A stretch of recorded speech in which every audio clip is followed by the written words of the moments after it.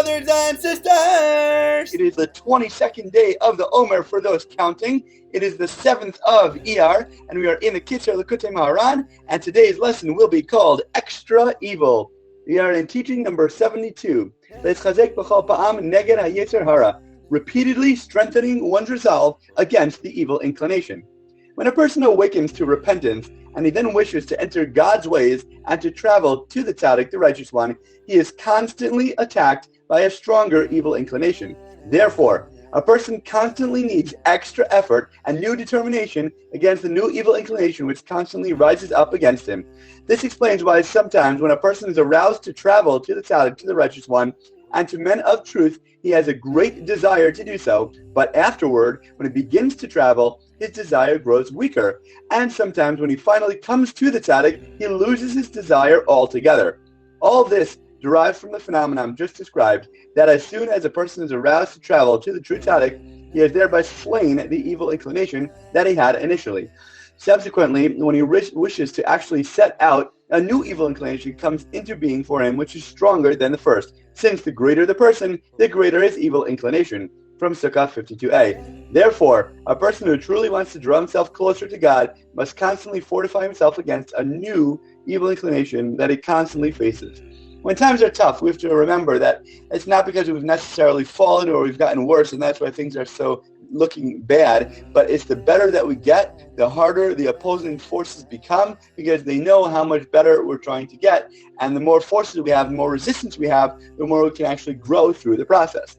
The evil inclination has several different forms. The evil inclination of most people is low and grossly physical in the extreme and is sheer folly. Anyone who can think the least bit clearly, has some slight conception of the greatness of the Creator, undoubtedly considers this type of evil inclination to be a great folly and madness. Even the test presented by physical lust is mere folly to him and requires no effort whatsoever to resist. Instead, a person like this has a different evil inclination, which is much loftier than this. But the evil inclination of most people is truly greatly foolish for a person who possesses real intelligence alone and nothing more. He need not be a tzaddik, a righteous one, or have attained any particularly high level of purity. There are other people whose evil inclination is an aspect of a fine husk.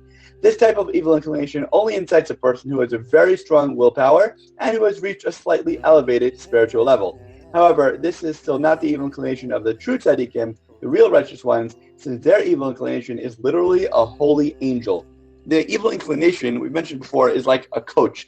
You know, when they keep smacking you in the face and you keep getting knocked down harder and harder, and then they punch you even greater, it's not because they want to see you a bloody mess on the floor. A coach gets the greatest satisfaction and the most nachas when his student, his disciple, is able to keep his hands up and fight back even harder and then beat the teacher. So the teacher is the happiest when the student is able to beat him. The Yetzer Hara does not want to see us fail. The evil inclination is not designed for us to be miserable and not succeed at anything.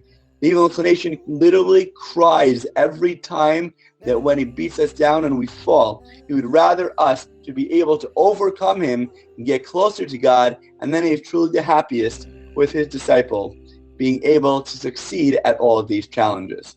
As always, thank you so much for learning together. If you enjoyed this lesson, please remember to like, comment, share, and borrow. And please God, we'll learn again tomorrow.